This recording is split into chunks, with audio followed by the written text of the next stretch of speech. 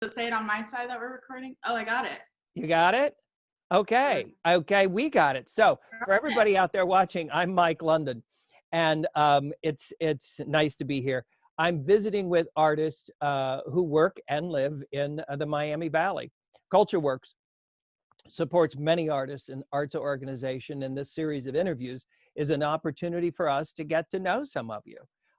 So today I'm speaking with Gabrielle Sharp, and I'm going to let, as I have everybody else, Gabrielle define herself as an artist. I know you're an artist. I know what you do. So share with everybody else about yourself. Tell us about yourself. All right. So I'm actually from a small town up north, Greenville, Ohio. Yes. But yeah, a little small farm town. And I would consider myself a dancer first, probably at heart. But obviously, just being in the arts, I just feel like I'm a creative in general. And like yourself, I like to branch out and try different things. But I kind of came across Dayton Ballet when I was 12, which is kind of older for some dancers, but I was taking classes at a ladies' dance studio in Greenville in their basement. And then we had an outreach program from Dayton Ballet come into my school, and I kind of fell in love with ballet at that moment. And I begged my mom to go to Dayton Ballet, and so that kind of started my connection with Dayton Ballet, and led me to dance in the company professionally for a few years. And then somehow my path kind of took a different journey, and I found more love and passion for teaching. And so currently I'm co-director of our pre-professional company at Dayton Ballet called Dayton Ballet II. And it's a junior and senior company from ages 10 to college age kids. And we get to share our love for ballet with kids in the community. And then kind of in that path of going from professional to teacher, I also didn't want to give up performing quite yet. So I ended up picking up ballroom classes, and I now do competitive ballroom dancing. So that's kind of my outlet to performing and to compete, and also because it's really important to me as a dancer to connect with the audience. So that still gives me an opportunity to do that without dancing professionally in a ballet company. And then I also get to do my other love, which is teaching. So I really feel like I have the best of both worlds. And that kind of just honestly fell into my lap because being young and you're like, I'm going to do all of these things, and this is how I have my life planned out, and kind of just took a turn. And I'm really grateful with where I'm at, and hopefully, more things will come out of that. But that's what I do. And wow. Yeah, I'm just interested in creating, and I think art in general, I always say this, but I really think that it gives you an opportunity to connect with yourself, but it also gives an opportunity to connect with others. And I think there are very few things that give you both, that you get to kind of connect within, like maybe opening up, new thoughts or new feelings, but also the audience gets to feel that, and they can laugh and cry with you, and you're connecting with them as well. So I think that's why just creating in general is really important to me. So, all right, let me ask you a question about, I got a lot of questions in my mind, but the one question I've got is just for fun. So I know about ballroom. Mm-hmm. I'm really curious, which idiom is which is the most fun for you? Yeah. So, well, are you a swing dancer? Are you foxtrot? Where are you? So coming from, ballet background. Yes. Originally, I thought I would find enjoyment in smooth dances, which is like waltz, foxtrot, tango, which I love watching, but I didn't really love doing it. And I think that's just coming from, like being so upright and being so formal in the ballet world, that I needed something a little different. And so I did my first competition with Smooth, and honestly, it didn't go very well. And so I was like, I don't think it's for me. I want to try something different. So I transitioned to what is called rhythm dances, and there's 5 dances in the category. So it still gives you a nice variety of things. So part of it, you compete in cha-cha, rumba, swing, bolero, and mambo. So you get to have all of those different pieces that you compete in on the floor.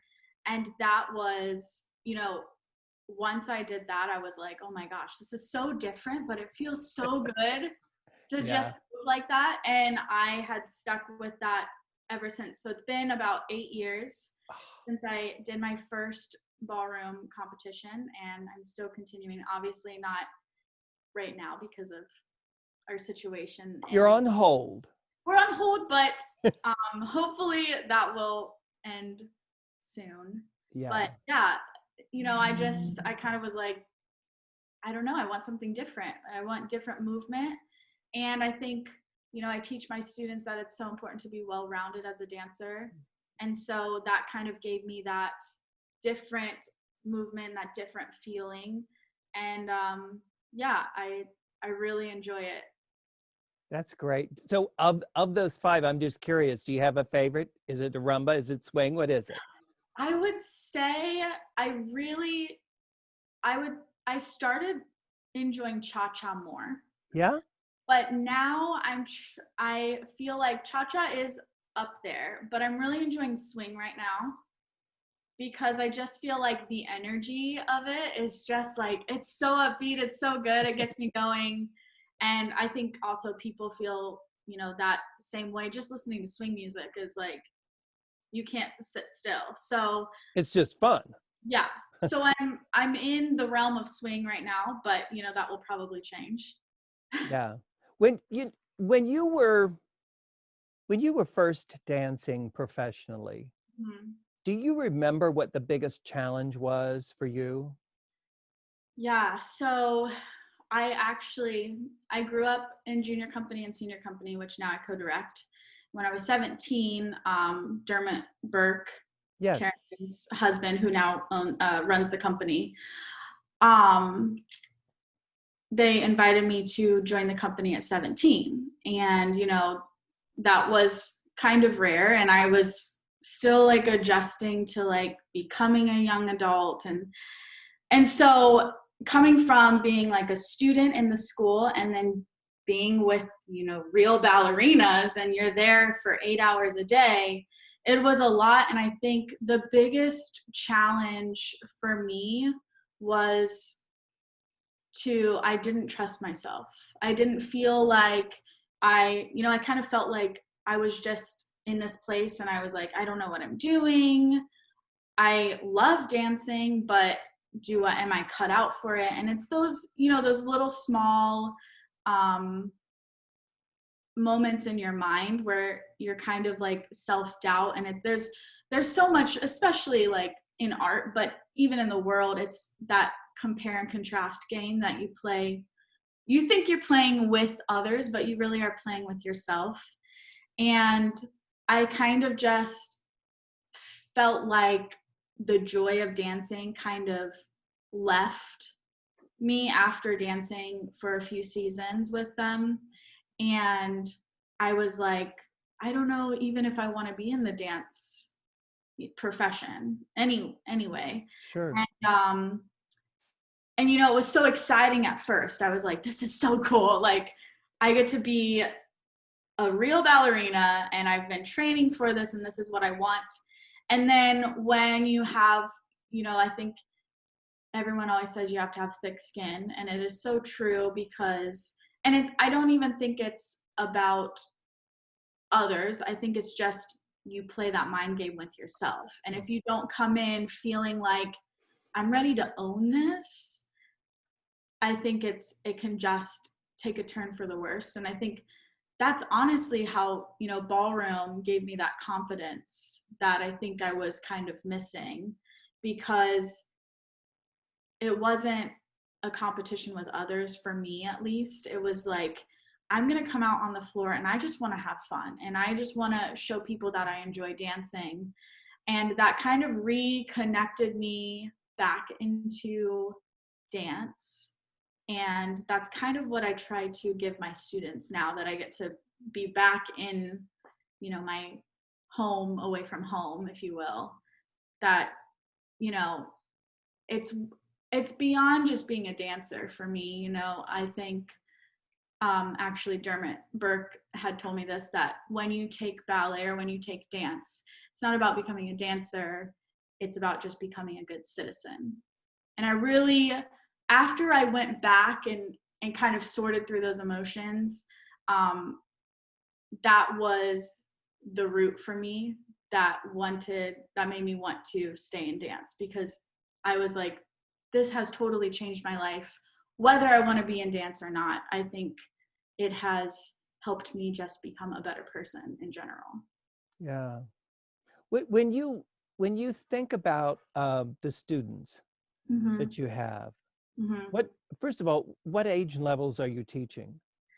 So every year is a little different, but currently I teach around age 10, and then we also, DB2 works with dance majors at Wright State University, and I work with college age students as well. So So it's a wide range for me, yeah. And I actually enjoy that a lot, because as a teacher, I like to be very open-minded, and I like for the students to bring something for me to learn while I'm passing, my love for ballet to them. And each age group is so different. So, I enjoy teaching different ranges and ages, just because I feel like each student and each age is like, you're sorting through all of these like little gems, and they give me little nuggets that I feel like, I leave the studio and I'm like, I remember being that age, or that was like, what a fresh thought. I never thought of that, but that totally makes sense. And I think that's what probably gives me the most enjoyment in teaching. I always found teaching, because I've taught off and on for many years, and I always learn something from students. I'm curious, what do you learn from that younger group, those 10-year-olds? What do you learn from them? Oh my gosh, they are a handful. But I think probably the biggest thing that I see, maybe a common all-around thing, is that they are fearless. And what tends to happen in, in my world in dance is that the older we get, the more judgmental we are of ourselves. And we come in with this like wall of feeling we're going to be embarrassed, we're going to fail, we're going to look awful. And I think they are just like, they're looking in the mirror and they're having a ball and they're smiling, and you can tell they're just doing them. They're just being themselves, and they're enjoying it, and they're in it, they're present.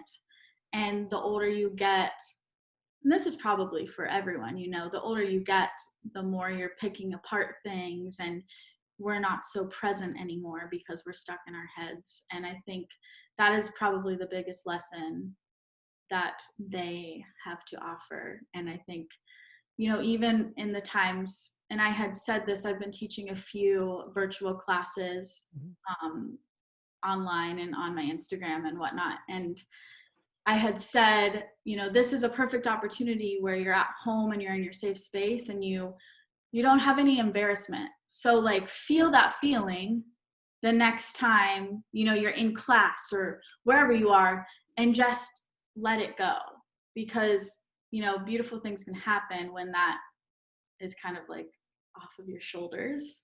So yeah, I think that's probably my favorite quality of the 10-year-olds. What about for those older students that are at the university? Because it's when you're in that environment, that's a very different set of pressures and circumstances. What do you learn from them? I would say their biggest I don't want to say setback, but maybe something that they can learn that me seeing them experience it kind of allows me to be like, let me step back and see if, acknowledge my behaviors or whatever. And for me, it's letting others maybe give me criticism or, constructive criticism, and being open to it, and not that it's coming out of like something mean or rude, but just Right. being open-minded. And everyone has their own story and wants to share something, and you can take what you need and leave what you don't, and it doesn't mean that you have to be defensive or aggressive about it. Just letting others say their opinion, and then if that works for you, take it, and if it doesn't, it's totally fine as well. And I think I see myself when they come into class, and I just want to be like, just, it's fine, relax, I want to give this to you, I'm not trying to say you're a bad dancer. I want you to really take this to heart and look at yourself and be aware.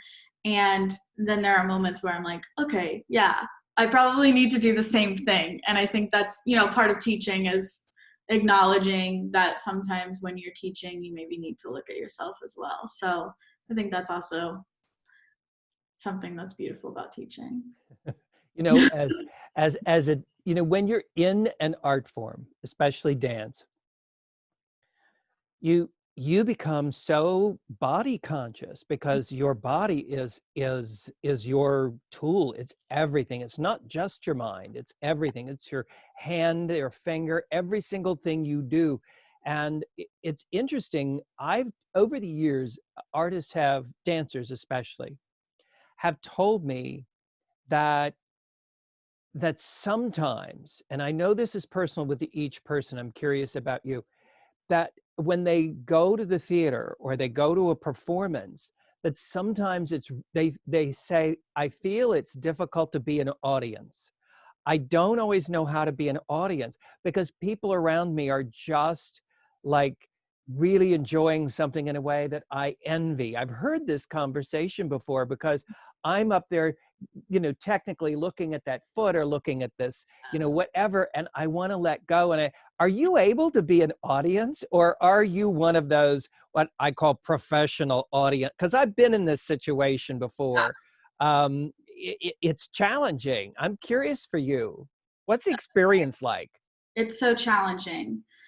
See, a lot of people don't know this, who are not in the arts, especially performing. For some of us, we just make crappy audiences sometimes, and other times we can be the best. Yeah, I mean, for me at least, like audience etiquette, that's really important to me, because I know, like, I'll come off the stage or something, and I'm like, oh, the audience, they were not so loud in the claps, or it was just kind of a bummer. And so I think, like, that to me, I'm like, I just want to give them as much applause and love from the audience standpoint. But as a dancer watching another like performance or whatever, my gosh, it's so hard. I do feel like I can't let go.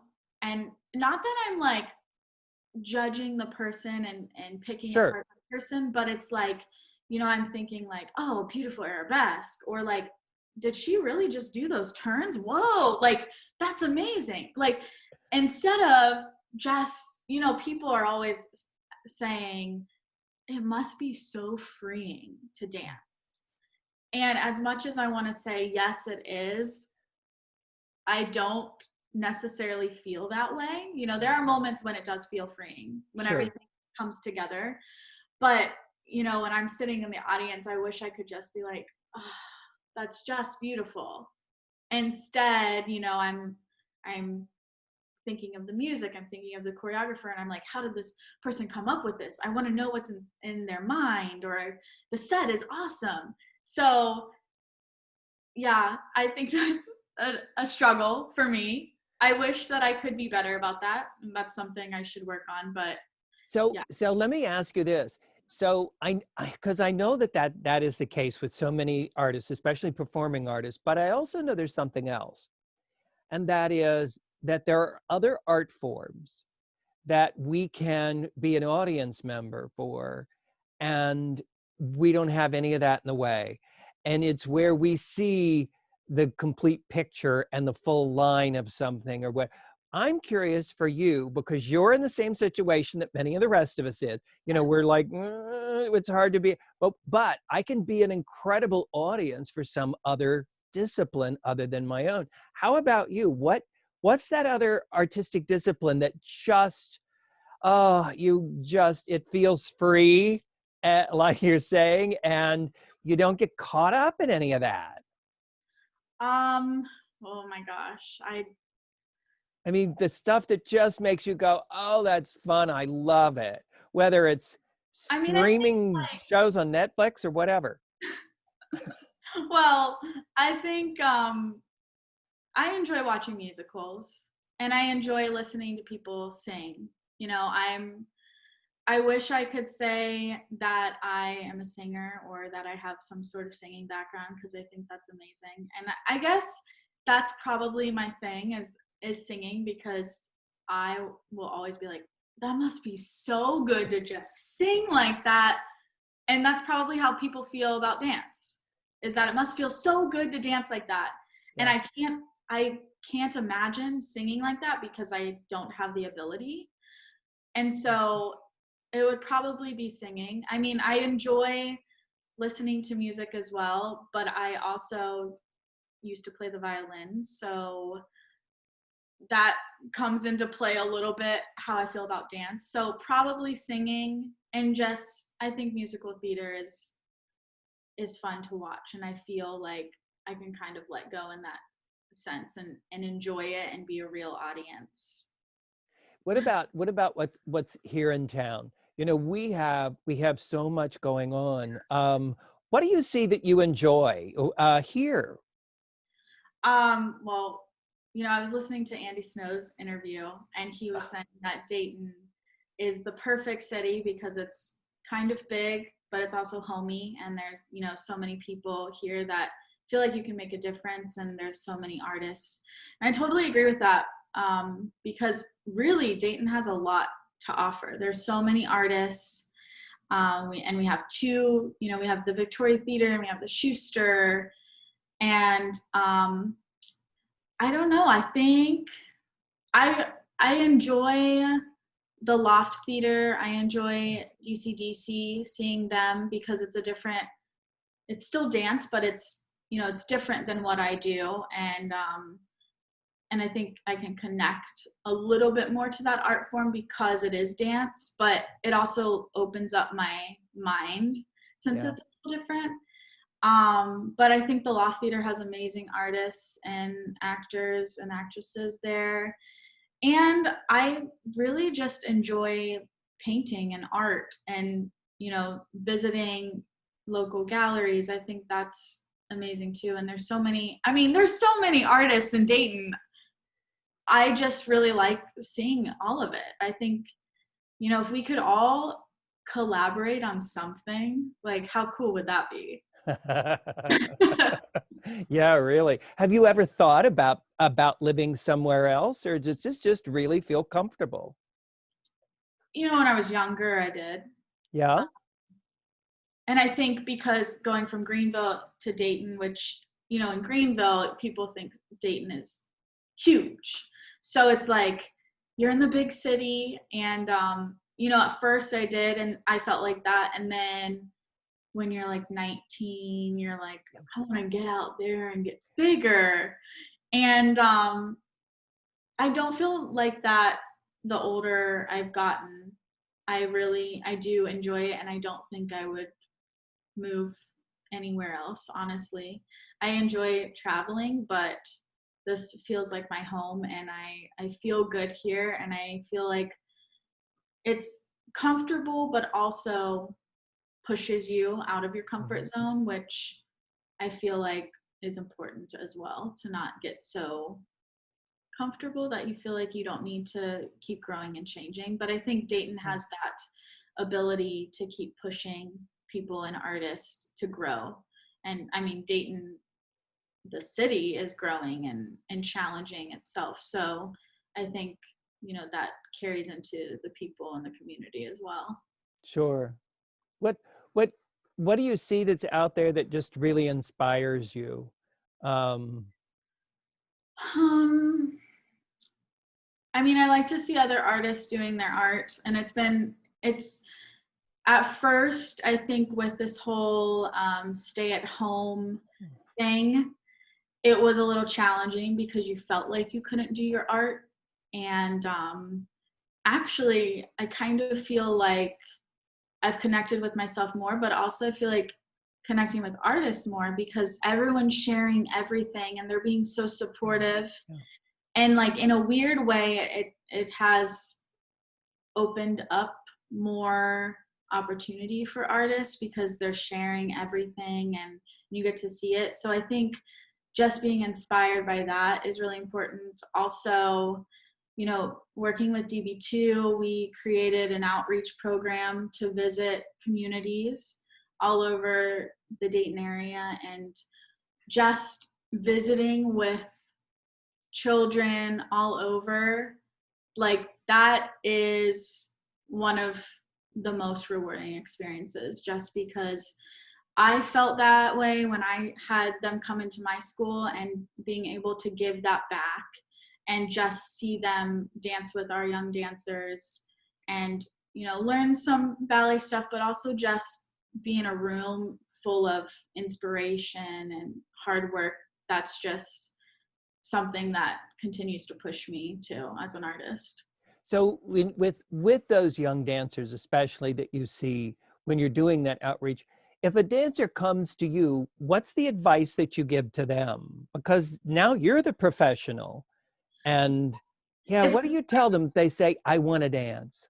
another kid comes, Yeah, yeah. So, I encourage them to pick up dance classes when they can, but also, like, when I was getting into ballroom, I just tried to watch videos and just getting movement and seeing others. That's really important. It doesn't have to be a professional class. We try to obviously, when we bring our outreach programs to the communities and to the libraries and schools, we obviously put in a ballet lesson in with that. So it gives them that like sort of movement that maybe they've been missing or they want sure. to try. And hopefully, we encourage them to continue dancing and to keep moving and to keep practicing that little dance that they learned or the moves that they learned. So hopefully that gives them an opportunity to kind of say, this is what I want to do. But my hope is to bring those lessons deeper in with the schools and keep them working throughout the whole year, rather than just saying, here's, we've come to your school or come to your library for one time, and this is what we have for you, and this is so beautiful, and you get to share this with us.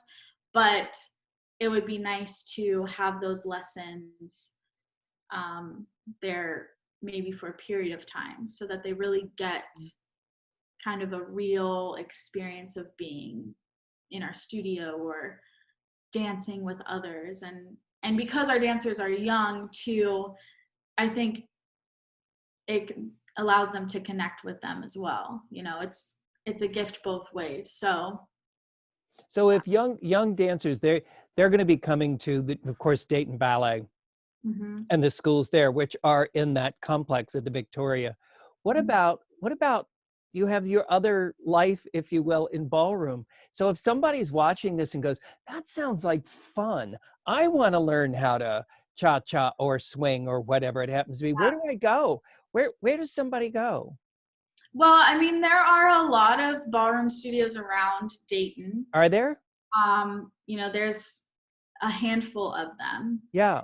And so it's kind of just picking and choosing, just how anything else is, the right Sure. fit for you. Right. But there are lots of ballroom studios around, and I also have been doing ballroom lessons on my Instagram, just that you can do in your living room or in your apartment or house, which is also really fun because there's no pressure and it just gets you moving. But Yeah.